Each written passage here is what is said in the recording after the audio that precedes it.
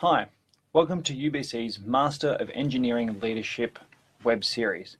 Today we'll be focusing on advanced materials manufacturing, and I am joined by Director of the course, Dr. Daan Maijer, and current student, Abdullah Abarus. Thank you so much both for joining us. Thank you. This is a live session, so we are here to answer your questions. So anything that does pop to mind or anything that you would like to know, please write your questions in the comments section below this video. If for some reason we are unable to answer your question during the seminar, we will be responding to all queries at the end of the event. But what I'd like to do now is just pass over to Dr. Dan just to give us a bit of an insight into the course. Great, thanks, Ken. So the Advanced Materials Manufacturing MEL was created out of a need from industry where they wanted to have people that were well-versed in manufacturing and transforming materials. And in particular, if you think about North America and you think about Europe, we're in this transition where we're increasing and improving our manufacturing capabilities and moving towards advanced manufacturing. And so that was one of the main needs. There was also an interest in creating a program that would allow students or graduates that had been out in industry for a while and wanted to come back and change their direction and get into advanced materials manufacturing. And so it kind of fulfills both of those needs. The program itself is created to provide deeper technical knowledge in manufacturing of materials. In particular, we look at metallic materials and composite materials, and we're interested in comparing those two materials. We provide deep knowledge in modeling those two material systems and also case studies around how you would use those different materials in designing and manufacturing parts. And so there's also some technical electives that you can put, but that's the technical side. And then there's the leadership side where we're providing education in business leadership that the students can then take and pair that with their technical knowledge and use that when they go back to industry. Fantastic. And just to make sure that our audience has a full understanding, because we know that there is some confusion between people looking into the program, it really is about the manufacturing of materials, not just the use of materials. Is that correct? That's right. People see the materials and they see the advanced and they think, oh, advanced materials, that's great. And advanced materials are great. But we are focused on advanced materials manufacturing, and the manufacturing is very important. Wonderful. Thank you very much for the clarification. No worries. And Abdullah, can you tell us a little bit about how you came to the course? Okay, so I graduated as a mechanical engineer from Jordan, and I was always into manufacturing. I've always been a maker and a tinker since I've been a kid, so I enjoy working with my hands and building stuff. My focus in university was more towards electronics and robotics, but then after graduating, I worked a little bit in manufacturing, and I decided to, it was in FMCG, so basically food manufacturing. And then after 3 years of experience in that field, I decided that I wanted to pivot more towards, I would say, aerospace and automotive, because that's where I really find my passion. And I thought this program would be a very good point to pivot into that industry, because I would be able to do the technical courses that I like in composites and metal manufacturing. And at the same time, I would get a chance to explore some of the leadership courses and not just do a very technical scientific degree, which would basically prepare me for the industry a little bit more. Fantastic. And how have you found working alongside students from such a variety of backgrounds as well? It's been very interesting for sure. I've learned a lot from all of them. People bring experiences from all around the world. The cohort is very diverse. There are people who have worked in many parts of the world, and working with them on projects, especially where in the platform courses where we had a mixed group of the cohort, was very enriching because you get their input from their different experiences. Wonderful. And I understand that we're getting a lot of experience from industry, and a lot of the teachers actually have really solid backgrounds working in the program as well. Are you able to give us a bit of an insight into your background? Sure. So I am a professor in materials engineering here at UBC, and my research is in the manufacturing area. Primarily, I focus on looking at casting, automotive casting, really, and also liquid metal processing. And so we work very closely with industry through those kind of in those two areas, and working with companies such as Toyota or Dicastal on wheel manufacturing, and then also looking at titanium production. Wow, fantastic. So it's really about practical applications with regards to the manufacturing. Mm-hmm. Mm-hmm. Wonderful. That kind of brings me to my next question. What materials are students exploring throughout the course? What is the starting point? So I think, Abdullah can add to it, we focus on materials, metals in particular, and composites. And so those are, this is where we're improving our knowledge in the manufacturing area in North America and in Europe, as well as around the world. And there's lots of unique opportunities for learning how to produce and manufacture components in these different systems to take advantage of the new properties that we're seeing, or the more advanced applications that we're trying to put these materials in. Wonderful. And Abdullah, did you have anything to add? Yes, I was actually very interested in composites manufacturing when I applied to the program, and it was attractive because we get to take an elective in the first semester, which has just been over, of our choice, and I chose composite manufacturing as that elective.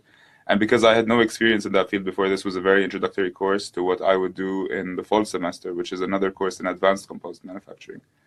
So this was my interest, but it's also interesting because we did a course on modeling and simulation, and we used Abacus as a tool to model different processes, and this focused more on metals. So we do get both fields. And you have a background in mechanical engineering. How has that been able to be applied to the course? Well, it's given me the basics to be able to understand the advanced technical courses we do in the program. So I felt comfortable with the modeling problems, the heat transfer problems we were working on. It has given me the basics of mechanical design. So whenever we have any sort of analyses or case studies, I have the background in the basics that I need to know for building on that. Wonderful. And Abdullah is one of the type of students that we're looking for, someone with industry experience. Are you able to give us an insight into the larger cohort? What does the typical student look like? We get a range of students. We have had students that have had relatively little industry experience, more on the co-op side during their undergraduate. So we'll have students that will come very soon after graduation with only co-op experience. And then we've had students that have had 10, 15 years worth of industry experience, and they've come back and said, I want to pivot in the direction that I'm taking and get into kind of new areas, or just to better understand the manufacturing of the new materials that are being used in products. And so we have the full gamut from very soon after graduation to actually quite far out. Wonderful. And I understand, Abdullah, that you're not just working within your own cohort, and when you're taking on the leadership courses, for example, you're working with students from all the specializations. Yes. How are you finding out? And are you finding that you're learning from different areas as well? I would say it's depending on the interests of different people, and the way experiences have shaped them before. I ended up learning from the way they think. So people in clean energy have always like a sustainability outlook to things. They always think about the energy they're using. They're thinking about how do we optimize this process better. People in, let's say, mechanical engineering are always thinking about the performance of the product itself. So bringing these two together in a case study that would combine both gives you insight on how you might think differently of solving the problem you have. Fantastic. So it's not just the course material that's teaching you, it's the students around you. Exactly. Wonderful. And we do have our first question coming through. Job prospects. What has the feedback from industry been like? And I'll probably hand that to you, Dr. Dan. Okay.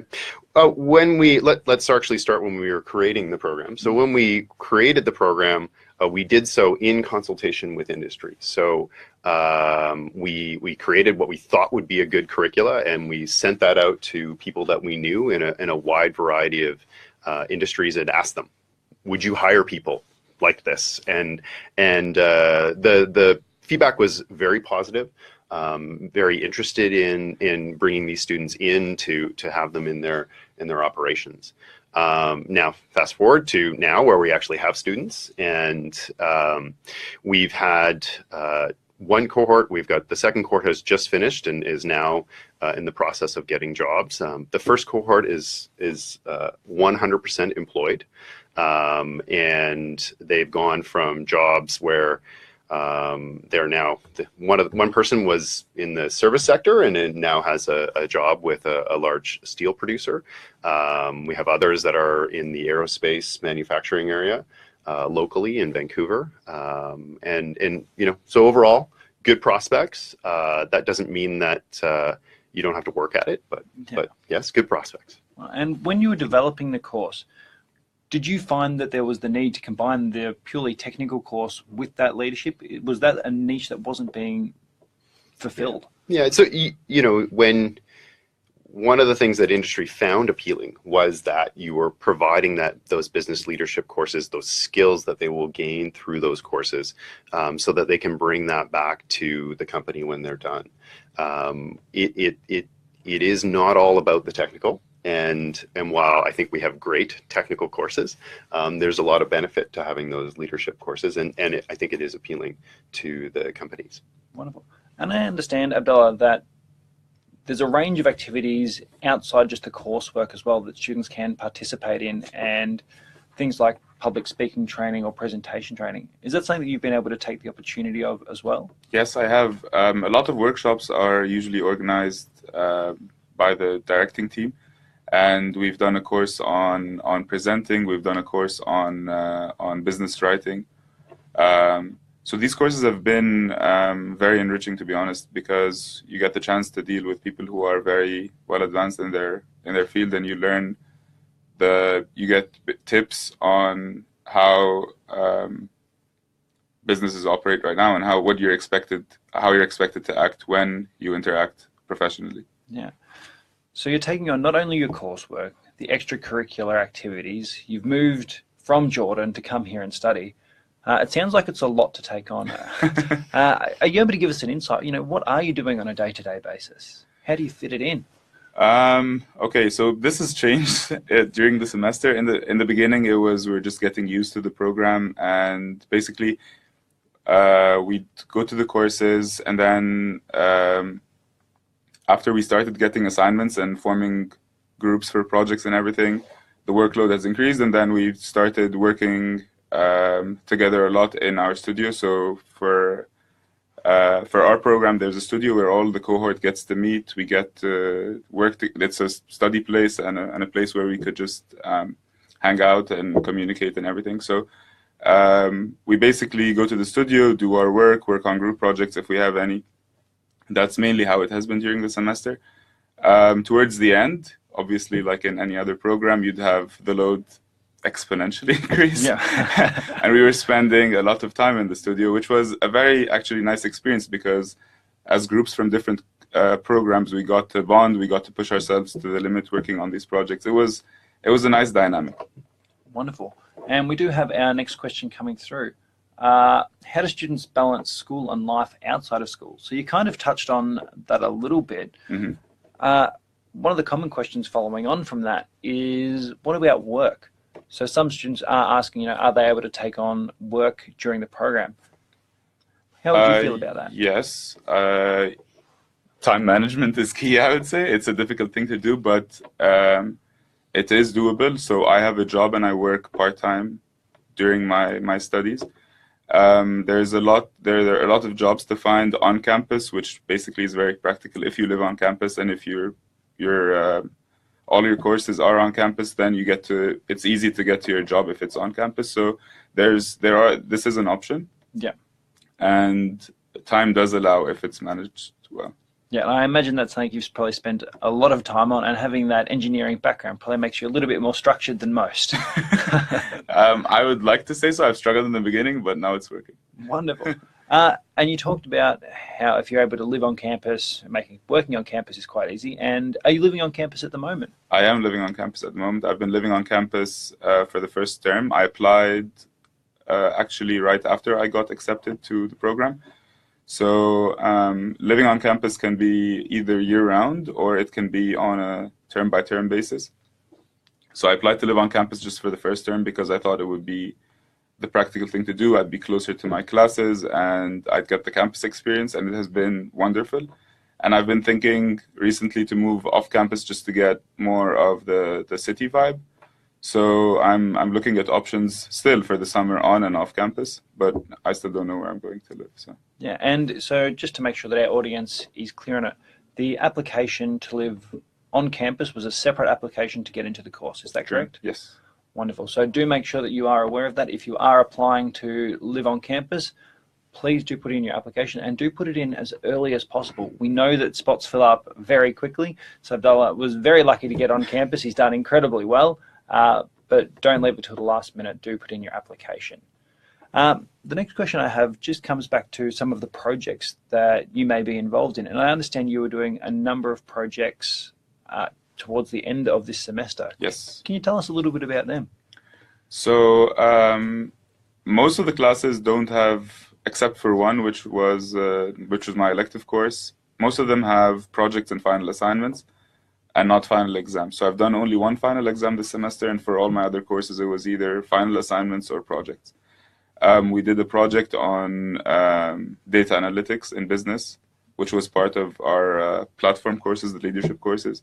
We did a final project for a course that we took as well in leadership, which is strategy and innovation.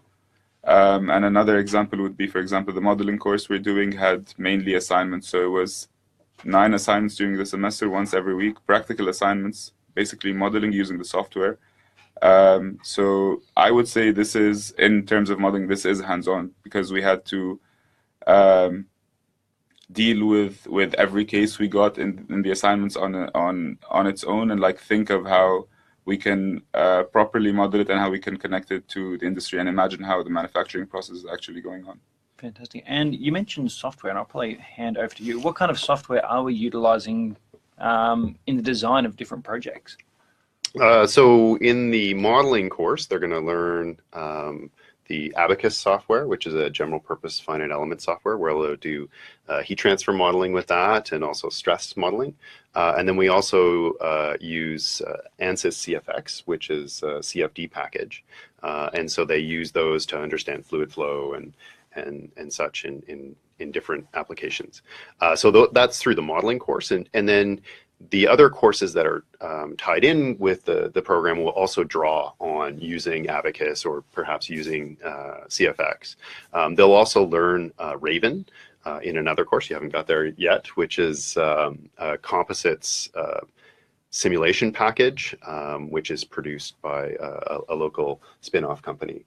And it's mainly focused on understanding, heat transfer and curing in composite parts. And I understand that they're using those types of software to virtually design different prototype components. Is that correct? So we look at what would happen if you changed materials in different designs. And so one of the case study projects is looking at a life cycle analysis for a door inner. And we bring in industry professionals from, we've had people from Ford and people that design the standards for life cycle analysis that come in and talk to the students about how life cycle analysis is performed.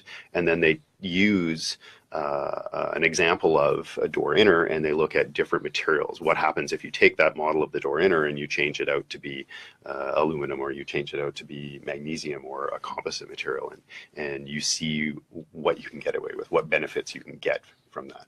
Very exciting. And so we're not just hearing from industry at the start and the end of the program, they're actually interacting with our students throughout the entire duration of the course.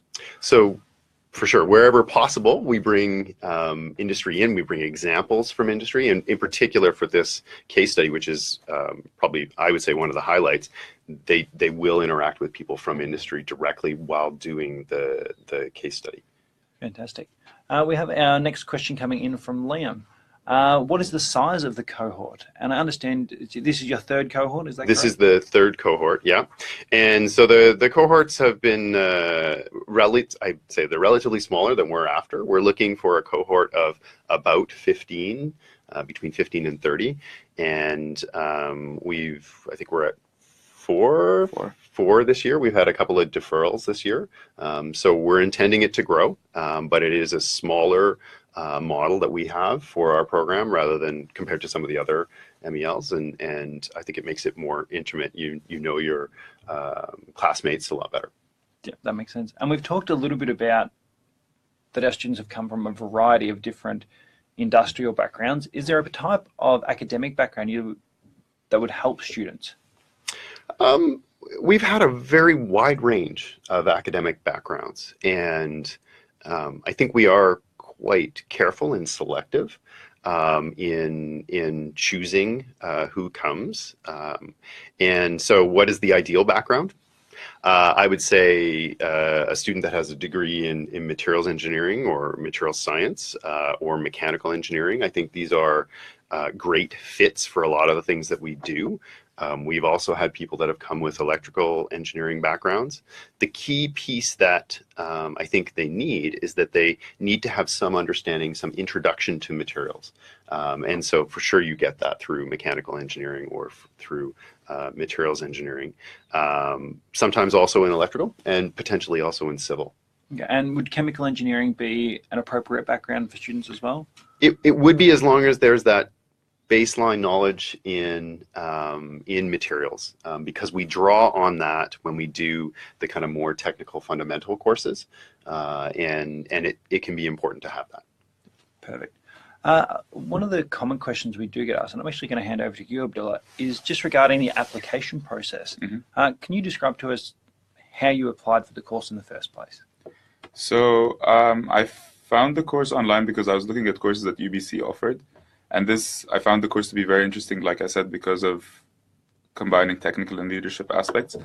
I applied through the application process online.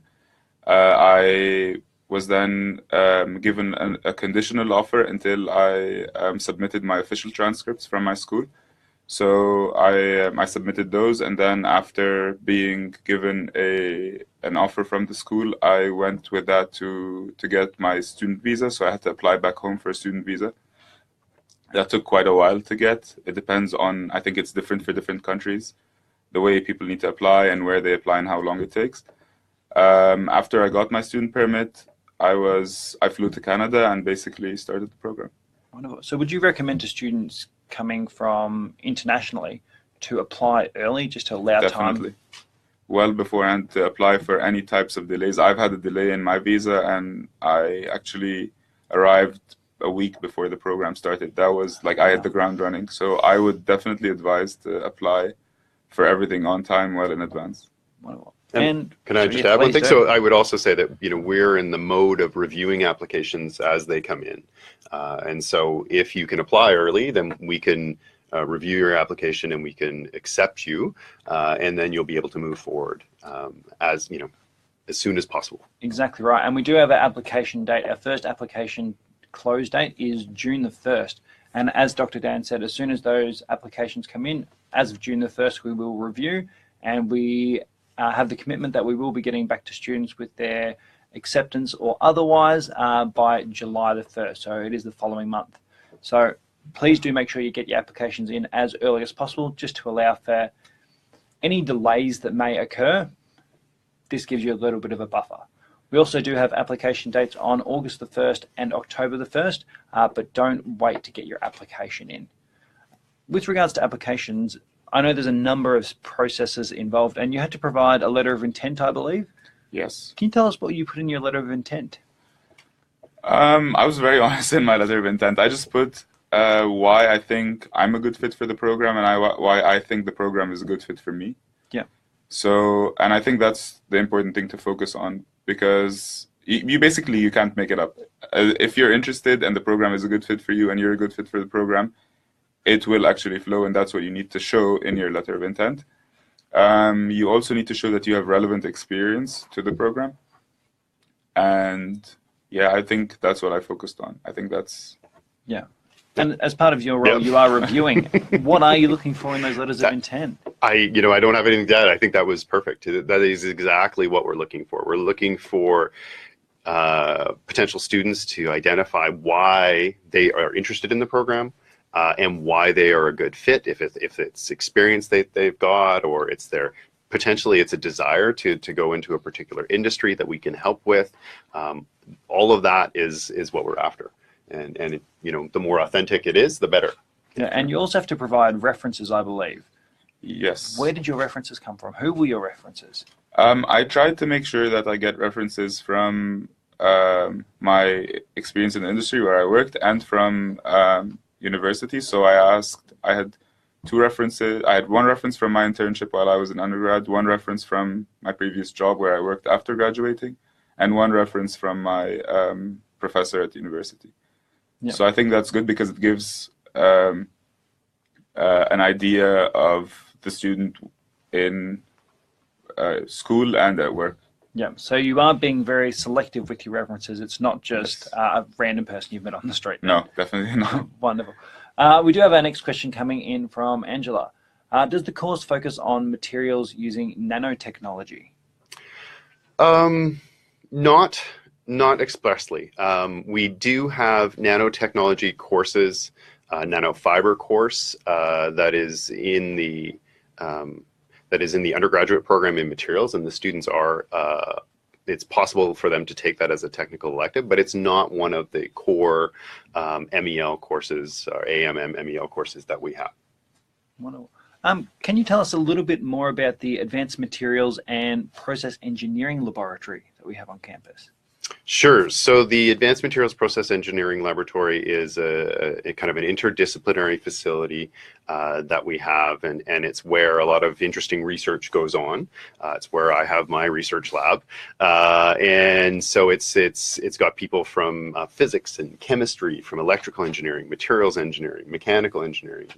Everybody comes together in this facility and does materials processing related research. And in our case, we're looking at casting. We have a very small foundry in that area. And we also have some newer equipment where we're starting to look at additive manufacturing. Wow. And we do have another question coming through. Is there a capstone project? So we don't have expressly a capstone project. We have in the final term, there is this case study course. And in that case study course, they do 3 projects where they're looking at different aspects of materials manufacturing, be it from composites to this door inner project. I do something kind of related to casting. Wonderful. And I'd like to come back a little bit again, and we're really delving into the student experience. Sorry, Abdullah. That's good. That's good.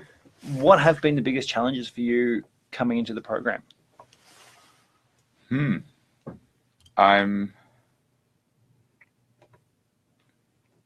I need to think about that first. Has it all just been easy? You've come in and thought, wow, this is going to be... To be honest, the biggest challenge was getting used to school life after working, and I haven't worked as long as other people have. I've only been out of school for 4 years. So getting used to doing exams again and like going to class, I would definitely say it's much more professional than anyone would experience in an undergraduate program, because you have a lot of free choice in choosing what you want to do, and then you have a lot of I would say freedom in thinking your own way through your projects and everything. It's not like midterm exam finals. It's not very dry as it would be in undergraduate courses, but getting used to the whole student life again was kind of difficult. Yeah, living on a budget again. And is there any preparation that you would recommend students coming into the program do beforehand? In terms of schoolwork, I don't think there is anything to prepare for in terms of like classes. I think everyone would be able to like progress in the classes easily without reviewing anything. But in terms of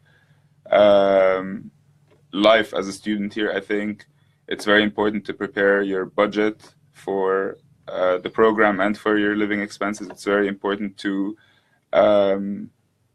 set your expectations to what you want to learn. This is a very short program. In the end, it's only 1 year. So the 1 year, like the first term went by very fast, and the whole program can go by very fast. So if you don't have your goals set, what you want to come out with out of the program or where you want to go afterwards, and work on that accordingly from the beginning, you could basically lose the chance or the time to do that during, because there's a lot of work to do. So I think I would recommend preparing expectations and goals for the future after the program beforehand, and keeping that in mind while doing the courses and while networking and interacting with everyone around. And for yourself, is there anything that students can do to prepare for the technical element of the course? You know, I would agree. I don't think there is any specific preparation. I mean, you could review some basic materials knowledge focusing on metals, you know, mechanical response perhaps, and composites, and that would help you in understanding what we're trying to do when we go through manufacturing. I think truly this comment about it is getting used to going back to school, which is the biggest hurdle. And I think, you know, I've heard that from all 3 of the cohorts that we've had. It gets better very quickly, yeah. But that first month, I think, is a bit of a shock, right? Shock to the system of coming back. We're back at school, and I think it gets better for sure. Wonderful. One of the next questions has just come through. Is online part-time an option? And I do know the answer to this, but I'm happy to let you field this one. So no, it's not, unfortunately. The courses do require quite a bit of interaction, and so we need the students to be in the lab, in the room with us. As far as part-time goes, it's not something that we've envisioned. We've not set it up. The sequencing of the courses are such that you need to take them in the recommended order in that time frame. So part-time's not an option either. Yeah. And as Abdullah has mentioned, it is not impossible, but a little bit more difficult to work during the program because of its intensity. Mm-hmm. So spreading it out and taking a longer time away from work might be more difficult for those coming from industry as well. Would that be fair to say? Yeah, I think so. It would be fair to say. It's like Dr. Dan said, it's a very intense program. So I think it would be the best thing to do is like to focus on that program for the whole year. Wonderful. And I want to jump back to one of the things you touched on right at the start, which is that we do have students with co-op experience coming into the program. Mm-hmm. What kind of co-op experience are those students coming into the program with? So it's pretty varied. So we have some students that have gone and done actually manufacturing related co-ops, and so they've understood from that experience being in an industry that they want to try and set themselves up to excel when they get their job after school. And so after graduating, they didn't get that job. They feel they need a little bit more advanced knowledge in manufacturing, and so they come directly back. We have also had some people that have done co-op jobs that are not related to manufacturing, but they are, they are an industry job. It's engineering experience, so it gives them that maybe that professional look as to what it's like to be in industry and working, but it's not actually relevant for the course that we have. Wonderful. And I imagine for them, getting the opportunity to take on those leadership programs, which are taken directly out of the MBA program, would be a enlightening experience. How have you found the leadership component part of it? It has been very exciting, to be honest. Like one of the courses I've taken was strategy and innovation, and that's a shorter course that we've taken for half the term. It's as I've understood, they call them sprints in MBA jargon. So it's a 10 session course, 2 hours for every session, and it was very intense. But it was one of the most interesting courses I've taken, I think, in my life, because we actually discovered a lot about ourselves as engineers. Sometimes we don't get exposed to a lot of courses in management, and you get exposed to a new way of thinking that's and you get used to the uncertainty in the business world. In engineering, you're always thinking, okay, I want those results. I can plug numbers into my program and calculator and get out with very accurate results. But then in the business and management world, you have to be very comfortable with a very high level of uncertainty. So this course has basically taught us that. It has taught us how to think in a strategic way for like a certain business and how to set goals for the coming 3, 5, and 10 years. We've learned a lot of tools to like analyze problems in a different way than we're used to before in our engineering courses. So it's been very interesting. Yeah, could you say that it's changed the way you view engineering as a whole? Definitely. It gives a more holistic view. So basically you can think of a manufacturing process with a different perspective. You can think how much money it'll cost you, how you can develop it in a way that's actually reasonable and what the world is actually expecting, because in the end you can't just go on and make inventions. You have to basically fund them or think of a reasonable way to solve the problems you have. That makes sense. We do have our next question coming through. This one's directly for you, Abdullah. What are your career like the toughest goals? Question now. This could be an employer just giving you a mini interview. Well, I've actually struggled with finding out exactly what I want to do after. I have a couple of options that I'm thinking of. I've thought of going into consulting, into a field that actually combines technical knowledge with something else. So I thought of going into consulting. I've thought into going into product design because I'm also interested in that. I know for sure what I don't want, so I don't like, from my previous experience, I enjoy working in smaller teams with a more intense kind of way of work than working in like a big corporation where you get hurdled by bureaucracy, I would say. So I'm thinking at either going into consulting or into product design, I think. And is there opportunity for students to take on placements or internships during the course? It is not designed for that to occur. We do, as it is an intense year, and so the ability for students to take off and do an internship has not been designed in. I would say, and maybe it's one of those extracurricular pieces actually, that in July the students will, as a cohort, will travel to Hamilton and actually tour CanMet materials and watch the manufacturing of materials, the transformation of materials, and then the testing of materials, kind of as a kind of holistic thing through the week, and be involved in that. So that's one of the extras. It's not really an internship. Yeah, so that students aren't just based here on campus; they're actually getting out and seeing what's involved. Yeah, so that which is exactly why we've tried to incorporate that into the program, in that they will go and they will see these industrial scale operations that are being used to transform materials. Wonderful. One of the common questions that we do get is just regard to financial aid and scholarships and things like that as well. What we really would like to highlight is that within industry, there are a number of different avenues for scholarship and funding and support. There's also a lot of government institutions. The best thing you can do is do your research. Look into all those different programs, look into all those different processes, put in your applications. There are a variety of different scholarships out there that, because they haven't been researched well enough, never even get applied for. So the opportunity is there for you as a student. Do get your application in early as well. We are coming towards the end of our session here, but we do have a final question coming through. How many hours of study would you have to put in every week?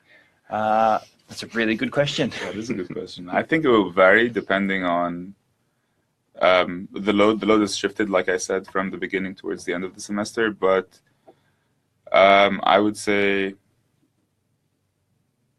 probably around, without the courses, just studying afterwards, I would say around 20 hours, 25 hours. Yeah, and then on top of that comes all your extracurricular activities and your seminars and all those things. Yep. And how many hours of class do we have?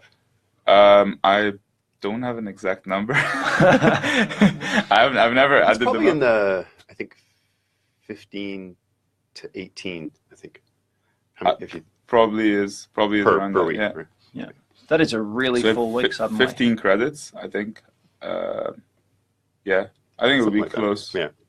Yeah.